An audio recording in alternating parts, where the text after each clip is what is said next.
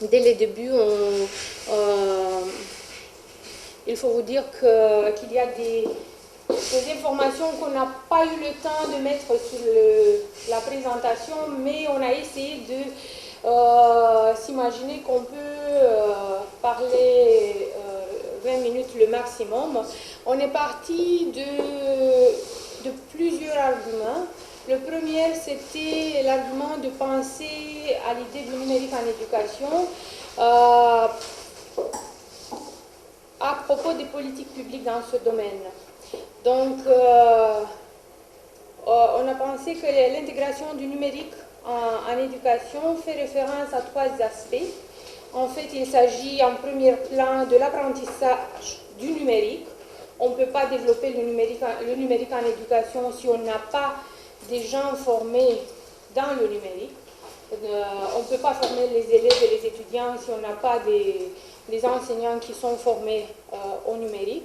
Puis c'est l'apprentissage avec le numérique, c'est-à-dire c'est un aspect qui vise l'introduction dans le curricula des matières qui renvoient au numérique. Et puis le troisième aspect, l'apprentissage par le numérique, c'est un aspect qui renvoie au changement de paradigme en éducation, de laquelle on a parlé avant avec nos collègues d'ICP. Il y avait aussi les autres présentations qui portaient sur la même chose. Parce qu'on a discuté avant aussi dans la présentation de Lucille des résultats PISA, c'est le deuxième argument de notre présentation. Parce que tout le temps, quand on discute de cette idée numérique en éducation, il y a des fois, pas tout le temps, il y a des fois dans lesquelles on fait référence aux résultats PISA par rapport aux compétences numériques des élèves. Donc nous avons parti dans notre étude des résultats des évaluations PISA enregistrées par les élèves roumains et bulgares pendant la période 2012-2015. Et on a observé que les pays qui ont enregistré des bons résultats PISA, ce n'est pas le cas de Roumanie, ce n'est pas le cas de Bulgarie, sont des pays dans lesquels le numérique en éducation est mieux développé et mieux mis en œuvre par les politiques publiques et en même temps par les projets éducationnels au niveau national. En Roumanie et en Bulgarie, il y a un paradoxe à étudier ce problème parce qu'il y a toujours un manque de statistiques très concrètes et très objectifs par rapport à l'utilisation du numérique en éducation.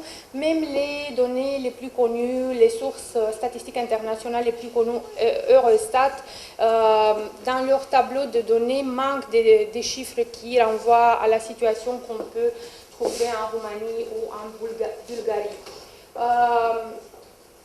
La Roumanie et la Bulgarie se trouvent parmi les pays qui ont enregistré les scores les plus bas sur le classement qui a été fait, qui est fait chaque année, qui s'appelle Digital Economy and Society Index.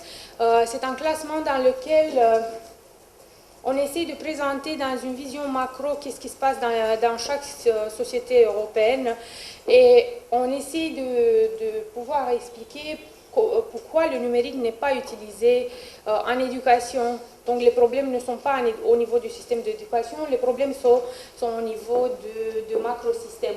Pourquoi il nous intéresse cette idée des tests PISA? Je vais sauter, je vais éviter cette diapositive parce que voilà, c'est la définition des instruments d'évaluation PISA. Pourquoi ça nous intéresse? Parce que c'est une théorie à laquelle on fait référence quand on pense aux politiques qui sont mises en œuvre dans différentes sociétés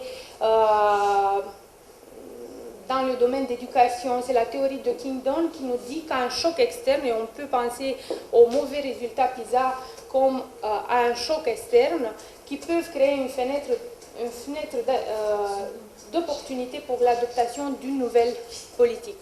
Il y a des cas dans lesquels, dans certaines sociétés, ce choc externe a provoqué des réformes éducatives qui ont été mises en œuvre. Il y a des cas, comme on va aller voir souvent en Roumanie, dans lesquels ce choc externe est utilisé seulement par les médias comme sujet de débat.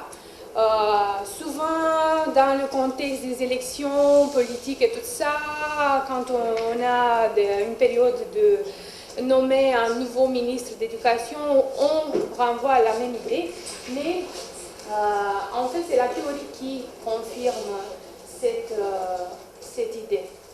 Bon, on a utilisé dans cette présentation les résultats des tests PISA des élèves de Roumanie et de Bulgarie de 2015. Comme on va voir, c'est un tableau qu'on a utilisé aussi pour la production intellectuelle 1, pour cadre d'analyse. La Roumanie et la Bulgarie se situent loin des autres pays qui se trouvent au sommet du classement et loin de la moyenne OECD, qui en fait nous a amené à développer en conclusion. C'est difficile souvent de développer une politique dans le domaine du numérique en éducation dans des pays dans lesquels les problèmes qui sont les plus importants sont des problèmes qui renvoient à des pourcentages, par exemple le pourcentage des élèves sous-performants dans tous les 3 champs disciplinaires qui sont évalués par les PISA. Voilà, dans le cas de Roumanie, c'est presque un quart des élèves qui ont été testés qui sont des élèves sous-performants dans les 3 matières. Dans cette analyse comparative, d'après les données, les chiffres qu'on a analysés, on a vu qu'on parle, par rapport à d'autres chiffres statistiques, on a vu qu'on parle des pays différents, mais en fait, ils sont les mêmes problèmes éducationnels. Ce sont 2 pays dans lesquels le financement de l'éducation est très faible. En Roumanie, le financement de l'éducation n'arrive pas à 4% du PIB. Le taux des élèves peu performants et en compétences de base reste un des plus élevés de l'Union européenne. Il y a un accès restreint à l'éducation et même à l'éducation de qualité pour les étudiants des milieux ruraux et pour les Roms. Puis ce sont des pays dans lesquels les 2 systèmes éducationnels ne sont pas très liés à la situation du marché du travail.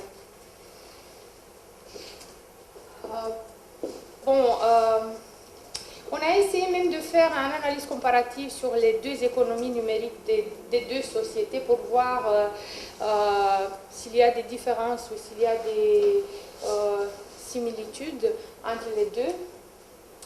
Comme on va voir les deux économies, voilà.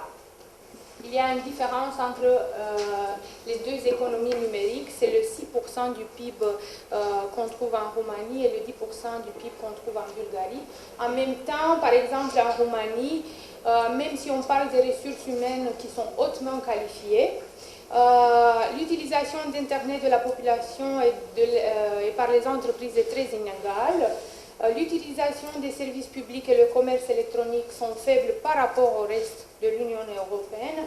Il y a toujours des disparités entre les zones rurales et les zones urbaines, dans lesquelles, par exemple, dans les zones rurales, on ne peut pas parler du développement du numérique en éducation de la même manière dans laquelle on parle dans le milieu urbain.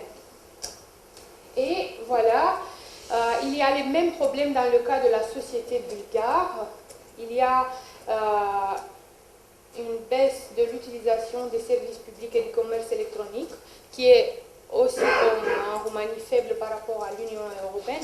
Et il y a les mêmes disparités rurales, urbaines. Même si ici c'est un paradoxe parce que la Bulgarie était connue, l'économie de Bulgarie était connue il y a 2 ou 3 années, comme le Silicon Valley de l'Europe de l'Est. Donc, même si on a des ressources humaines très très qualifiées, on n'a pas réussi à introduire le numérique en éducation au niveau des autres pays européens. Sur ce diapositive, on a présenté la situation de l'économie numérique en Roumanie par rapport à la Bulgarie. Comme on va voir, il y a presque la même situation par rapport à la position qui est occupée par chaque société en Union européenne, par rapport à la couverture de large bande fixe et l'utilisation du haut débit fixe exprimé dans le pourcentage des ménages. Le pourcentage des internautes habituels, j'espère que ça ne va pas s'arrêter. La moyenne européenne, c'est 79%, donc on voit que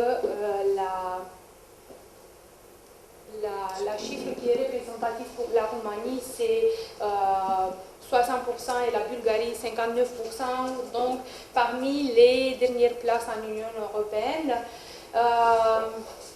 Il y a des chiffres qui sont très très bas par rapport au commerce électronique, le pourcentage du commerce électronique dans les chiffres des affaires, le pourcentage de la population qui a fait des achats en ligne et les utilisateurs de l'administration en ligne. Donc ça, ce sont des chiffres qui renvoient à l'idée de compétences numériques de base. Donc si on ne fait pas ça, ça signifie qu'il y a des personnes qui n'ont pas été formées au système d'éducation ou qui ont été formées mais qui ne savent pas encore comment utiliser tout ce qui est inclus dans le numérique. Pour continuer, on a fait une brève présentation du système éducatif commun. Au niveau national, le système éducatif commun, l'autorité ou la gouvernance publique est représentée par le ministère de l'Éducation nationale et de la recherche scientifique qui maintenant s'appelle ministère de l'Éducation nationale, au-dessous de laquelle ou sous la coordination duquel on trouve 4 institutions: Centre national pour l'évaluation, Centre national pour le développement de l'enseignement professionnel et technique, Institut des sciences de l'éducation et Agence roumaine pour l'assurance de la qualité de l'éducation dans l'enseignement préuniversitaire. On s'amusait hier soir parce que je discutais avec ma collègue pendant le temps de notre présentation, on a eu un nouvel gouvernement en Roumanie et deux institutions ont disparu. Donc voilà, à propos des politiques publiques en éducation. Donc ils ont disparu ou ils sont réorganisés au moment où peut-être on ne va plus les avoir. Puis au niveau local, la gouvernance en éducation est représentée par les inspectorats scolaires des comtés, c'est-à-dire les départements, ce qu'on a en France, les départements. Et puis ce sont les autorités locales. Les autorités locales qui travaillent en même temps avec les établissements scolaires, les conseils d'administration ou le comité de pilotage de chaque établissement scolaire et le comité d'évaluation d'assurance de la qualité qui se trouve dans chaque établissement. Comme principale caractéristique du système éducatif commun, et on a insisté un peu sur la relation entre les acteurs, comme on va voir aussi dans le cas de la Bulgarie, c'est un système centralisé, à la fois horizontalement et verticalement. Toutes les responsabilités liées aux stratégies, aux politiques et à la mise en œuvre sont le domaine d'activité du ministère de l'Éducation nationale. Puis on a aussi des autorités au niveau local, comme on a individus, mais ils jouent un rôle très limité dans la formulation et la mise en œuvre des politiques éducatives. Donc si on veut parler des politiques publiques dans le domaine du numérique, il faut tout le temps renvoyer l'analyse au niveau national parce que là-bas, ce sont les parce que là-bas, c'est le cadre des politiques qui peuvent être mises en place. Pour s'imaginer un peu, pour voir un peu sous la forme des chiffres, qu'est-ce qui se passe avec le système d'éducation en Roumanie. On a choisi 5 indicateurs clés pour l'éducation qui en fait ce sont les indicateurs que la stratégie éducation et formation 2020 utilise. L'abandon scolaire précoce, le taux des diplômés, le taux des jeunes de 15 ans qui sont peu alphabétisés en lecture, l'investissement en éducation et la participation des adultes à la formation tout au long de la vie. Tous les chiffres représentent que les résultats d'évaluation du système d'éducation sont moins de la moyenne, plus bas que la moyenne européenne. Donc,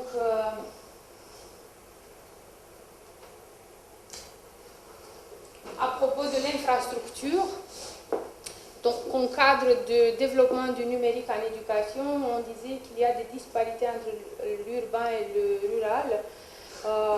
Ce sont des chiffres qu'on a utilisés depuis un rapport qui a été fourni par le ministère de l'Éducation nationale qui nous disent que 10% des écoles sont surpeuplées dans le milieu urbain et en même temps dans le milieu rural il y a 60% des écoles qui sont sous-exploitées. Donc il y a une différence majeure entre ces deux zones. Puis on a dans le milieu rural, seulement 10% des écoles qui ont une bibliothèque, ce qui enfin renvoie ou qui peuvent nous aider, disons, à expliquer les résultats mauvais au test PISA.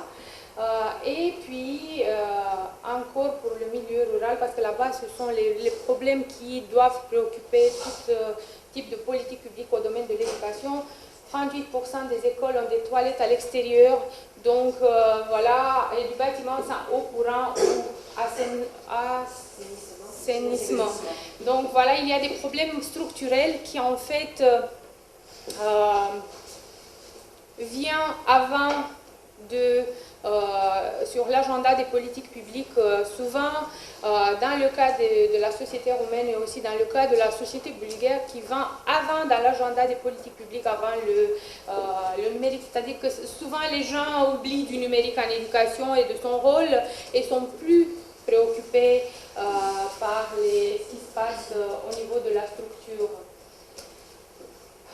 Bon, on va passer aux stratégies nationales qui sont mises en place dans le domaine de l'éducation. Il y a la stratégie nationale numérique pour la Roumanie 2020, qui a 4 domaines d'action.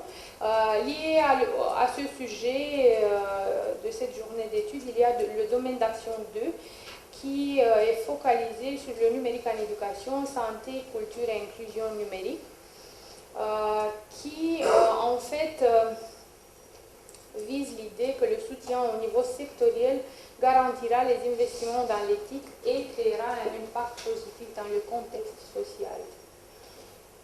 Cette stratégie nationale est axée sur 3 priorités. La première, c'est éducation par l'activité curriculaire basée sur le numérique, ou à l'aide du numérique. Et il y a les mesures par lesquelles elle est mise en place. Puis la deuxième catégorie, la deuxième priorité, c'est l'éducation pour l'activité extracurriculaire basée sur le numérique. Et la troisième, c'est la formation professionnelle continue, la formation tout au long de la vie à l'aide du numérique. Et on va passer un peu à la Bulgarie, pour ne pas dépasser l'agenda du programme. C'est un système aussi d'éducation centralisé qui est soutenu principalement par l'État à travers le ministère de l'Éducation nationale, le ministère de l'Éducation et de la Science. Les principaux types d'écoles secondaires en Bulgarie sont le collège, les écoles professionnelles, les lycées et les écoles étrangères. Le collège, c'est la même chose qu'on trouve en Roumanie, c'est le collège en France. Mais en Roumanie, il s'appelle le gymnasium. Donc c'est un autre nom. L'enseignement scolaire est obligatoire pour tous les enfants âgés entre 7 et 16 ans. Et il y a 51 institutions d'enseignement supérieur en Bulgarie qui offrent des diplômes universitaires. En ce qui concerne le domaine du numérique, il y a 3 stratégies qu'on a analysées pour ce sujet. Il y a la stratégie nationale de mise en œuvre du numérique dans les écoles bulgares, le programme national de numérique à l'école et un programme qui est en cours de déroulement, la stratégie pour la mise en œuvre efficace des technologies numériques en éducation et en sciences. C'est intéressant de voir chaque fois quand on analyse des différentes stratégies, de voir aussi les stratégies qui ont été développées dans le passé pour voir et les comparer avec des chiffres statistiques pour voir si les politiques ont eu des effets ou non. Parce qu'il y a des politiques qu'on ne peut pas voir les effets et en même temps il y a une période de 10 ans dans laquelle on peut attendre pour voir les effets d'une stratégie éducationnelle. Et on va, pour pouvoir s'arrêter, on va s'arrêter sur la dernière stratégie, la stratégie de 2014-2020, qui a des objectifs qui renvoient au développement du numérique en éducation. Par exemple, former des élèves adaptés à la vie dans la société de l'information avec toutes ses opportunités, menaces, défis et risques. Et la réalisation d'une transition plus fluide vers la société de la connaissance. Et bien sûr, plus facile l'intégration des diplômés de l'enseignement secondaire et de l'enseignement supérieur sur le marché du travail. Une autre stratégie, c'est stimuler l'utilisation de la création de contenus numériques et bien sûr, en mesure de politique publique, on a trouvé aussi en Roumanie, réduire le poids du sac de l'élève, qui souvent, en Bulgarie, et je crois que c'est souvent le cas aussi en Roumanie, pèse beaucoup parce qu'on continue de ne pas utiliser le numérique à un niveau très très haut et on continue de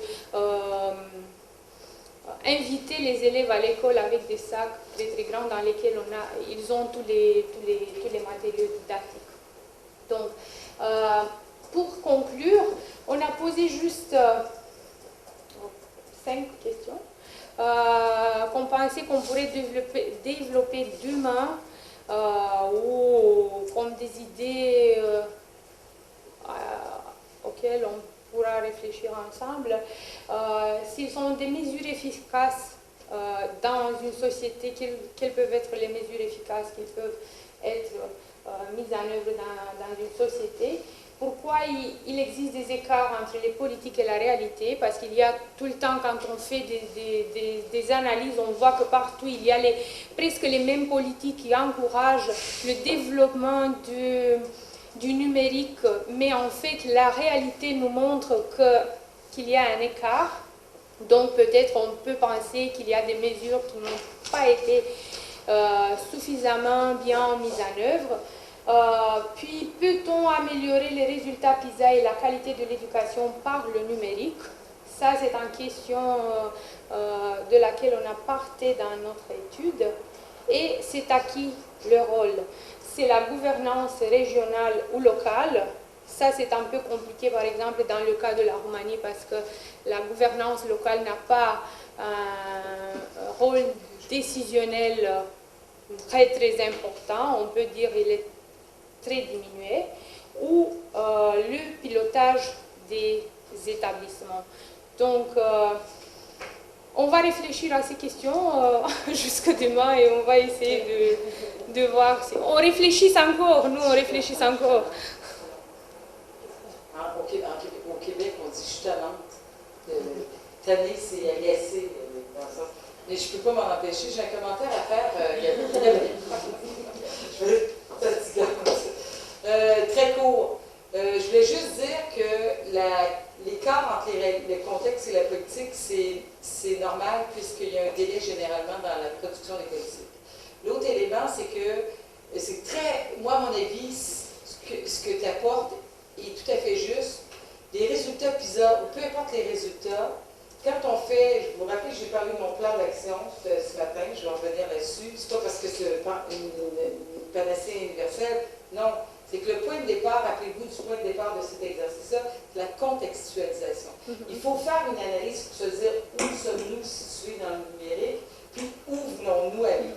Puis les parcours sont différents, ils sont parfois du même point de départ, mais du reste, cette réflexion-là est nécessaire et la statistique est une utilité nécessairement, parce que le point de vue comparatif nous donne un éclairage. Il faut le contrebalancer par d'autres facteurs, mais du reste, c'est un point d'assise pour faire une lecture, c'est un point de départ. Puis je terminerai là-dessus, c'est que les parcours pour intégrer le numérique sont comme ceux qu'on a en classe. Dans une classe, il y a des étudiants qui sont différents. On doit les prendre et les apporter, c'est la même chose avec les ressources qu'on a et les outils qu'on a. C'est très intéressant. Et puis voilà, on pensait que c'est très intéressant dans les analyses comparatives à essayer de comparer pas des sociétés qui se trouvent dans la même situation, mais deux sociétés dans lesquelles comparables, mais non pas comparables. Une des deux peut être un exemple de bonne pratique. Oui. Ça, c'est le but de... Tout à fait. Ouais. Même si elle a une performance peut-être... Il y a des situations qu'on a trouvées en Bulgarie, par exemple, qui peuvent servir d'exemple de bonne pratique aussi pour la Roumanie. Il y a des choses qu'on a trouvées dans les deux sociétés, par exemple, qui peuvent servir des exemples de bonne pratique. Il y a des programmes au niveau national en Roumanie qui ne sont pas développés au niveau de la Bulgarie, qui peuvent être, parce qu'il y a des sociétés qui rassemblent beaucoup, qui peuvent être développées aussi en Bulgarie. Donc ici, c'est bien de comparer deux sociétés qui sont semblables, parce que c'est plus facile d'adapter un modèle. Sinon, c'est compliqué de prendre un modèle d'une société qui est trop différente. Le modèle finlandais, nous, tout le temps, on débat sur ce sujet, si on peut l'adapter ou si on peut prendre et le mettre en œuvre dans le système d'éducation roumain. C'est un peu difficile. Non, c'est pas, à mon avis, c'est pas une orientation qui, en tout cas, au niveau, sur son opérationnalisation, les risques que ça ne fonctionne pas sont très grands. Bon, ça c'était la dernière présentation et on laisse maintenant,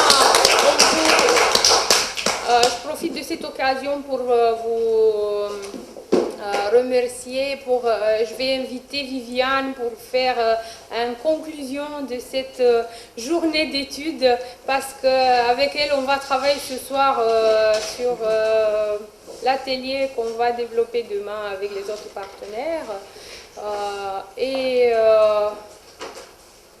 Puis, avant de donner la parole à Viviane, je voulais juste vous remercier au nom de mes collègues d'avoir venu un jour plus tôt en Roumanie, un jour plus tôt à Craiova. C'était compliqué, c'était difficile, c'était fatigant, mais on espère que c'était bien. Ça va aller. Ah oui, ça va. Moi, je voudrais dire, oui, c'était très très bien. Et tu vois, ce soir, si je suis en forme, n'est-ce pas, Kelly? On va voir. Voilà, On sait jamais. je vais revoir ma présentation d'introduction. Parce qu'on en parlait tout à l'heure avec notre cher Michel, partenaire associé québécois dont on ne saurait se passer. cadre de ce projet Ange, n'est-ce pas Martin?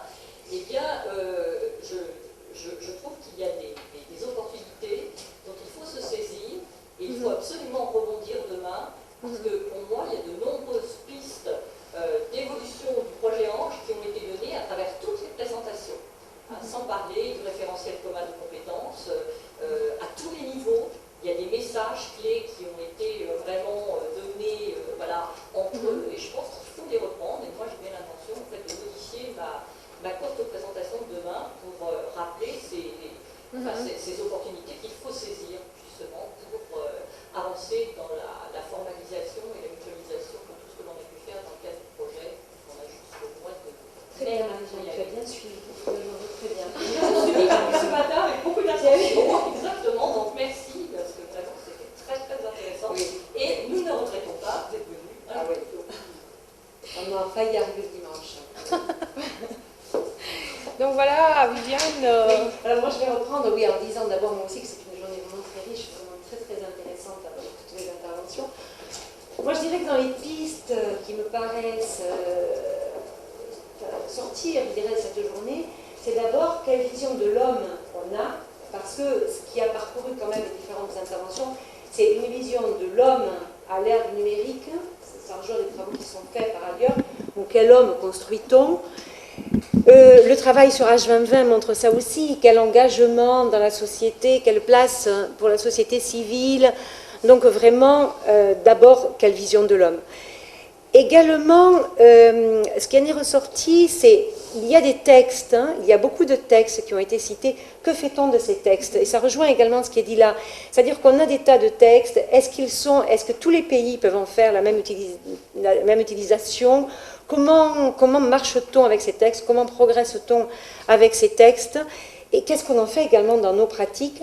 On a bien vu également comment les médias relayaient les textes, c'est-à-dire on a les textes, on a l'image qu'en donnent les médias, c'est-à-dire comment chaque société finalement lit ces textes-là. Et je pense qu'il serait intéressant de travailler également là-dessus et de voir ce qu'au niveau européen on peut faire ensemble, parce que c'est quand même l'idée. Bon, j'englobe le Québec dans l'Europe. Hein. Bon, voilà. Hein, il est dans l'Europe, tu vois ça. Je ne te regardais pas dans ce sens-là. Voilà, c'est fait. Non, maintenant que le Québec fait partie de l'Europe. Bon, voilà. Ensuite, une des questions également, c'est à quoi servent ces outils?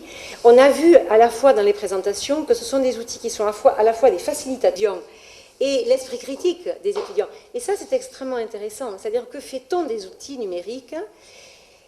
Oui, avec ce que disait Lucille également, c'est-à-dire que fait-on de ces outils à la maison? On voit bien que l'espace et le temps est réinterrogé. Que fait-on de ces outils à la maison? Que fait-on de ces outils en classe? Comment réutilise-t-on également les compétences qui sont acquises à la maison? On voit bien que ça, on ne le fait pas pour l'instant. Et je veux dire, quand on accueille des élèves, qu'ils aient acquis des compétences à la maison ou pas, voilà, on fait comme s'il n'en avait pas et on repart à zéro. Donc ça sera aussi effectivement une question à se poser. Oui, quels outils et pourquoi et comment? Et tout ça pour arriver, moi je dirais à la question, c'est qu'est-ce qui fait l'homme? La question qui va se poser dans les années à venir, enfin qui se pose déjà, c'est ça.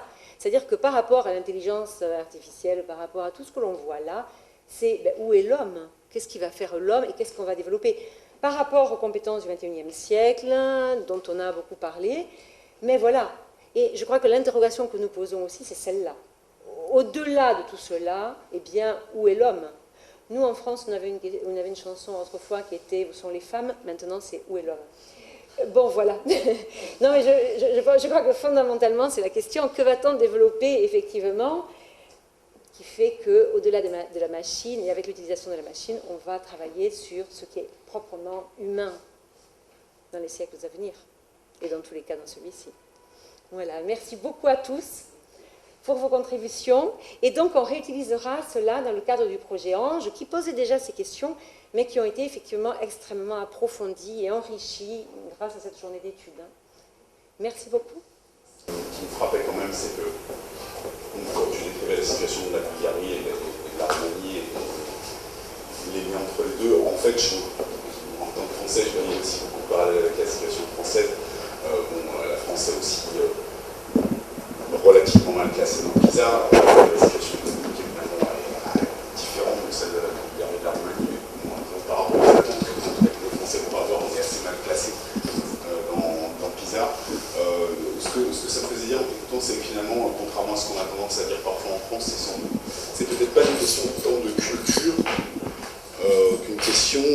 d'organisation et de gouvernance du système éducatif finalement, parce que finalement, ce qui fait le lien, d'après ce que tu disais, entre la Bulgarie, la Roumanie et la France, c'est qu'on a un système qui est extrêmement central, un système éducatif qui est extrêmement centralisé. Or, le monde numérique, c'est un monde qui est peut-être difficile d'appréhender avec des outils organisationnels aussi centralisés. Donc bon, voilà, c'est peut-être des choses dont on aura l'occasion de reparler, mais en tout cas, encore, merci beaucoup pour la journée.